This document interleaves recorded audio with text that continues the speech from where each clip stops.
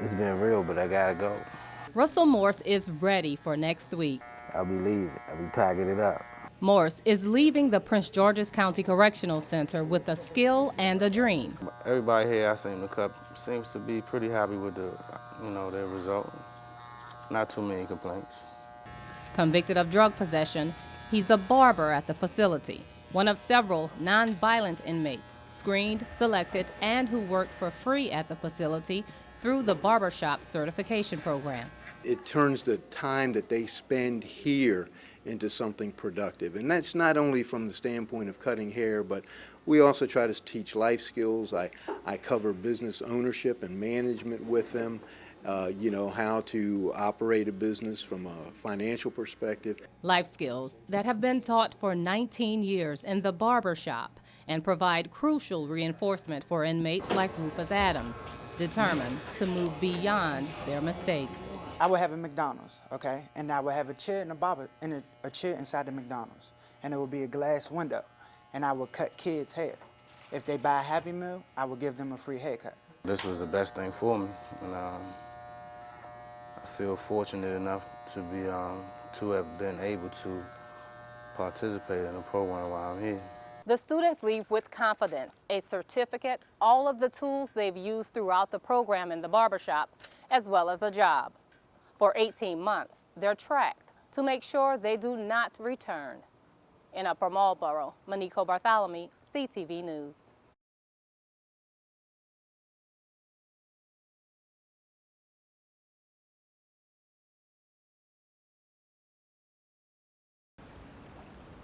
Well, the rain may have moved out, but the complications certainly have not. We're on Water Street in Upper Marlboro, and I just want to give you a view of how massive this flood is. In fact, I'm standing in the water, and it's steadily rising above my calves as I speak. Meanwhile, this road closure is so crucial because it's considered a main artery between parts of the legislative and entertainment districts in this area, causing a lot of problems today for local drivers.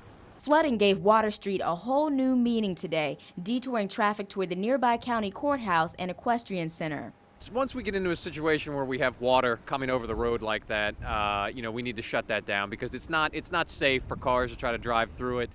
The one thing we always tell people is even though it may not look that deep, it could end up being deeper than what you think it is. Figuring out how to get to the courthouse and finding parking meant delays. Drivers frantic they would miss important court dates had to find other options.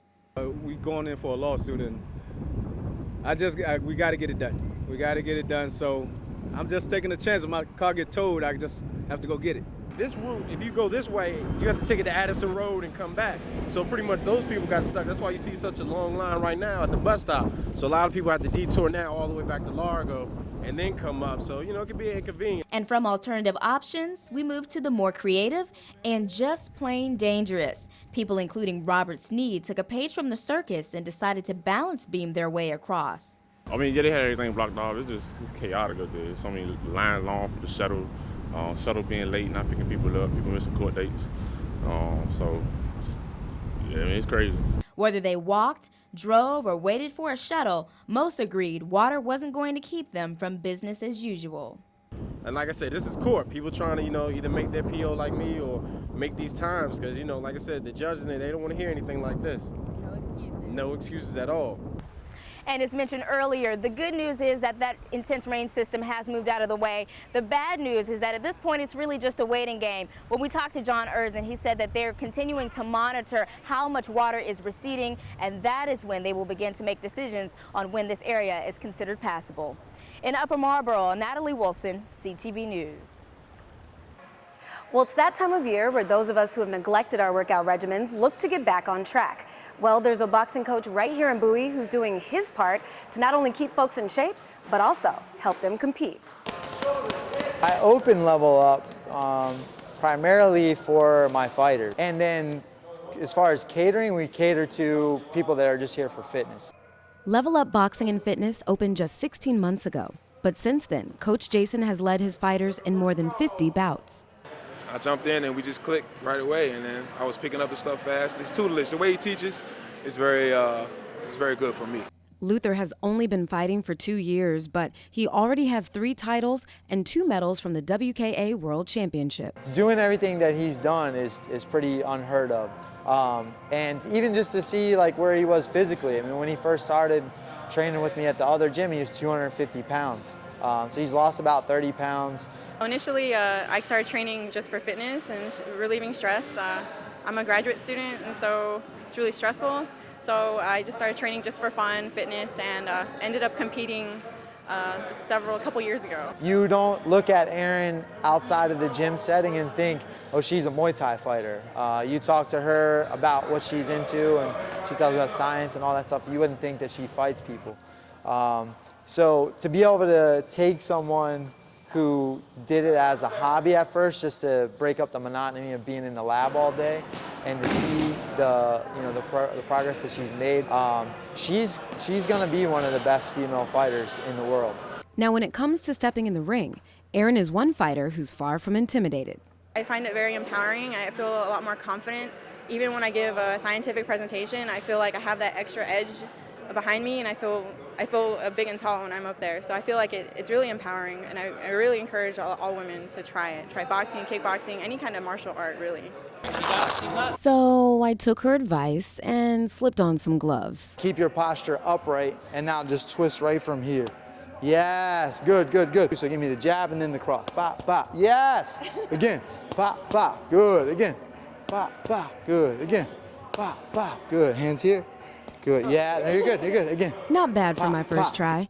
One thing's for sure, boxing is definitely a great workout, and it helps to have a great coach, too.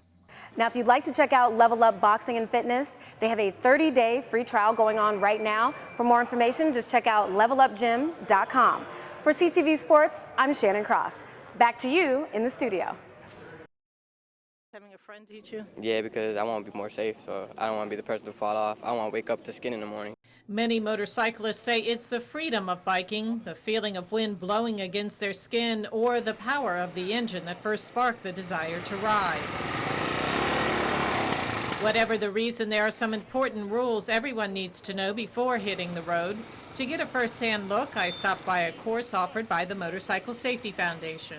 Well, they start off learning basic controls of the motorcycle.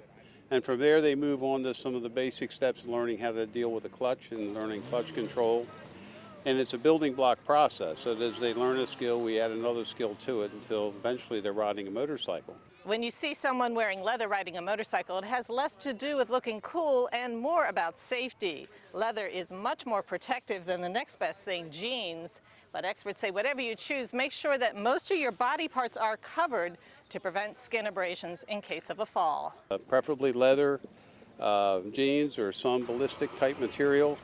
We want to see over the ankle boots, nice motorcycle gloves, and obviously the most important, the DOT approved helmet. That old saying, it's like riding a bike, has meaning here, as classes begin with learning how to balance. The biggest difficulty that most students have is learning how to drive or how to ride a stick shift type vehicle.